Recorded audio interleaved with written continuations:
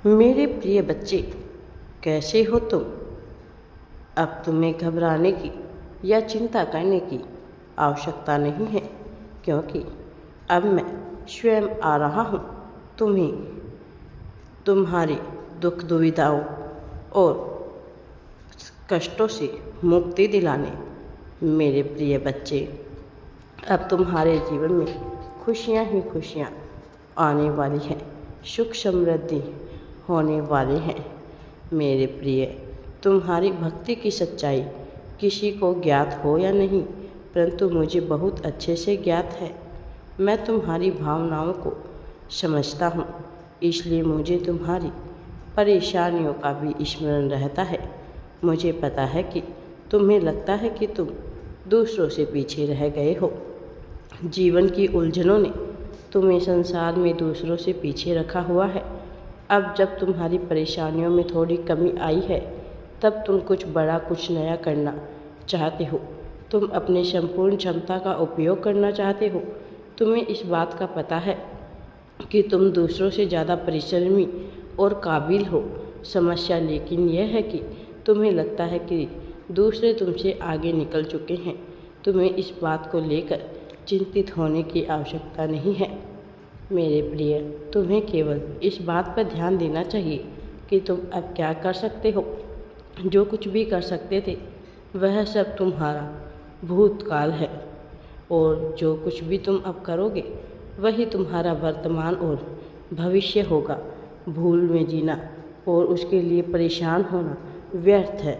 तुम जो कुछ भी करते हो वह सब केवल वर्तमान और भविष्य के लिए ही कर सकते हो।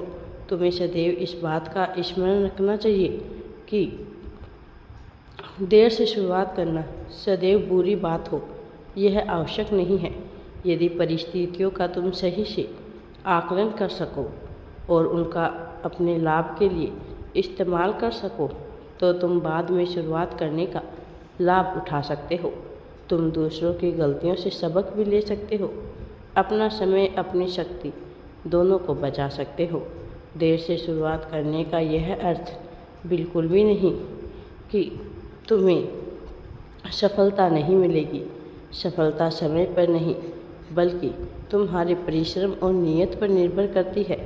यदि किसी भी कार्य को तुम अपने संपूर्ण परिश्रम और अच्छी नियत के साथ करते हो, तो तुम्हें सफल होने से संसार की कोई भी शक्ति नहीं रोक सकती। मैंने देखा है, तुम अपनी गलतियों से सीखने के बजाय उन गलतियों को दोहराते हो। बार बार एक ही तरह की मुश्किलें तुम्हारे सामने आती है और तुम बार बार वही गलतियाँ दोहराते हो। तुम्हारे जीवन को प्रसन्न बनाने के लिए मैं तुम्हारे सामने कई कठिनाइयाँ लाता हूँ। कठिनाइयों का उद्देश्य केवल तुम्हारा विकास करना है। उन कठिनाइयों से मैं यह आकलन लगाने का प्रयास करता हूँ कि तुमने अपनी पूर्व में की गलतियों से सबक लिया या नहीं। तुम्हारे जीवन में तुम्हारा सबसे बड़ा गुरु तुम्हारी गलतियाँ ही हैं। तुम्हें एक ही कठिनाई का सामना बार बार तब तक करना पड़ेगा जब तक तुम अपनी कमियों को सुधार नहीं लेते। यह कठिनाइयाँ केवल तुम्हारी सहायता के लिए तुम्हारे रास्ते में आती है। तुम स्वयं का समय और मेहनत दोनों को बचा सकते हो। यदि तुम ध्यान से अनुसरण करके अपने जीवन के कदम उठाते हो, जब भी तुम्हारे जीवन में परेशानी आई तो तुम्हें यह नहीं पूछना चाहिए कि तुम्हारे साथ यह क्यों हुआ, बल्कि तुम्हें यह पूछना चाहिए कि तुमने इस परेशानी से क्या सीखा है। जीवन की सारी परेशानियां तुम्हें पाठ पढ़ाने के लिए आती है। यह परेशानियां तुम्हारे गलत व्यवहार को बदलकर तुम्हारा विकास करने के लिए आती है। जब तुम अपने व्यवहार में परिवर्तन लाते हो, तब तुम्हारे जीवन में उनसे जुड़ी परेशानियों का अंत हो जाता है। तुम्हें सदैव जीवन में आई कठिनाइयों को गंभीरता से लेना चाहिए और उनका विश्लेषण करके स्वयं को सुधारने का प्रयत्न करना चाहिए। जीवन की कठिनाइयाँ तुम्हारे शत्रु नहीं, बल्कि तुम्हारे मित्र होती हैं। वे तुम्हें और शक्तिशाली परिश्रमी बनाती हैं। तुम्हें कभी भी परेशानियों के सामने हार नहीं माननी चाहिए, क्योंकि बिना परेशानियों के जीवन का कोई अर्थ नहीं रहता। तुम्हें यह पता होना चाहिए कि सच्चे भक्तों पर मेरा आशीर्वाद सदैव बना रहता है। तुम्हारी भक्ति सच्ची है, इसलिए मेरा स्नेह और आशीर्वाद भी तुम्हारे साथ है। मुझे ज्ञात है कि जीवन में तुमने जिन पर विश्वास किया है उन सब ने तुम्हारे साथ छल ही किया है। तुम्हारा दूसरों पर विश्वास करना अब एक अभिशाप सा बन गया है। तुम अब दूसरों पर विश्वास करने में स्वयं को असमर्थ समझते हो। दूसरों के विश्वासघात का परिणाम अब यह हो गया है कि तुम्हें स्वयं पर भी संदेह करने लगे हो। विश्वास प्रेम का मूल अंश है, इसलिए तुम्हारे जीवन में अब प्रेम की भी कमी है। प्रेम के बिना तुम्हारा जीवन बिल्कुल अपूर्ण है। इस अविश्वास का एक ही समाधान है और वह है प्रेम पर दोबारा विश्वास करना।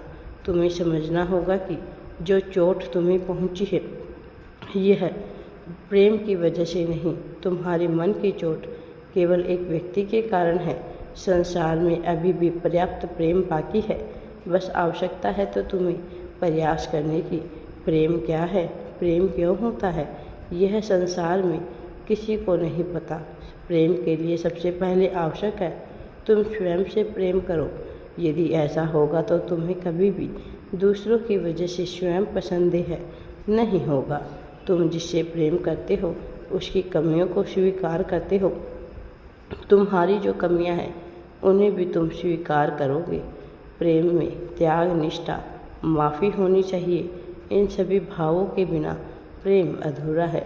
यदि तुम स्वयं से प्रेम करोगे तभी तुम किसी दूसरे से प्रेम करने की हिम्मत जुटा पाओगे। तुम्हें प्रेम को एक और मौका देना चाहिए। यदि तुम्हारा स्वयं पर विश्वास अटल रहेगा और बार बार किसी भी तरह के आघात से तुम बच पाओगे। प्रेम संसार का सबसे पवित्र भाव है, किंतु दूसरों के प्रेम में स्वयं से घृणा करना लगना बुरी बात है। संसार में सबसे पूर्व स्वयं से प्रेम करना सीखो, क्योंकि तभी तुम किसी दूसरे से प्रेम करने में समर्थ होंगे। मैं तुम्हारे आचरण से काफ़ी प्रसन्न हूँ। मैंने तुम्हारी आत्मा के भीतर झांक कर देखा है। बाहर से तुम संसार को चाहे जैसा प्रतीत हो, किंतु भीतर से तुम बहुत साफ हृदय वाले व्यक्ति हो। अपने इस पवित्र हृदय को तुम्हें दूसरों के सामने प्रकट करना चाहिए। तुम्हें अपने शब्दों का उपयोग दूसरों को आराम देने के लिए करना चाहिए। तुम्हें यह समझना चाहिए कि तुम्हारे शब्द अत्यधिक शक्तिशाली है। तुम्हारे शब्दों में वह शक्ति है कि यदि तुम चाहो तो दूसरों को उनके दुखों से राहत दिला सकते हो। तुम्हारे शब्द इतने शक्तिशाली है कि एक समय के बाद वही दूसरों के सामने तुम्हारी सच्चाई बन जाते हैं। यदि इस शक्ति का गलत इस्तेमाल हो जाए तो संपूर्ण संसार का विनाश तक संभव है। मेरे प्रिय, तुम्हें सदैव अपने शब्दों का चुनाव बड़ी सावधानी से करना चाहिए। तुम्हें किसी भी बात को बोलने से पूर्व उसका अच्छे से विश्लेषण कर लेना चाहिए। किसी महत्वपूर्ण जगह पर किसी बात को बोलने से पूर्व तुम्हें उस बात को नियोजित ढंग से प्रकट करने का प्रयास करना चाहिए।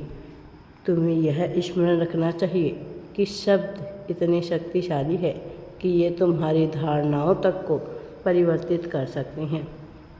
तुम्हारी धारणाएं फिर तुम्हारे व्यवहार पर प्रभाव डालती है और तुम्हारा यह प्रभावित व्यवहार तुम्हारी असलियत बन जाता है।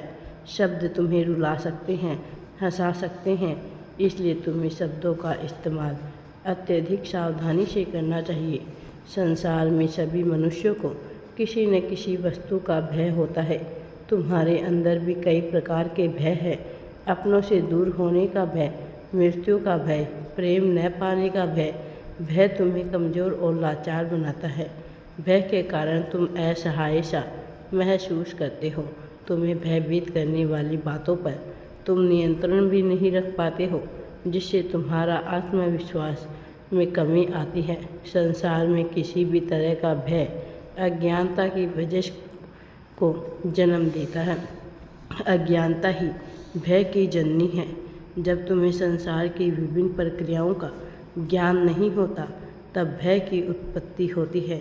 किसी भी कार्य को करने का भय तभी आता है जब तुम्हें उस कार्य के परिणाम का पता न हो। अनिश्चितता और उसके साथ उत्पन्न होते भय का केवल एक समाधान है, वह है ज्ञान। यदि तुम्हें संसार में होती सभी प्रक्रियाओं का पर्याप्त ज्ञान है तो तुम्हें किसी भी बात से भय नहीं होगा। यदि तुम्हें अपने द्वारा किए गए कार्यों का ज्ञान होगा तो तुम उन कार्यों के परिणाम को लेकर भी निश्चिंत होंगे। मेरे प्रिय बच्चे, इसलिए तुम्हें डरना नहीं है, आगे बढ़ना है। मैं तुम्हारे साथ हूँ। हर हर महादेव जी। वीडियो पसंद आए तो लाइक, शेयर एंड चैनल को सब्सक्राइब ज़रूर करें।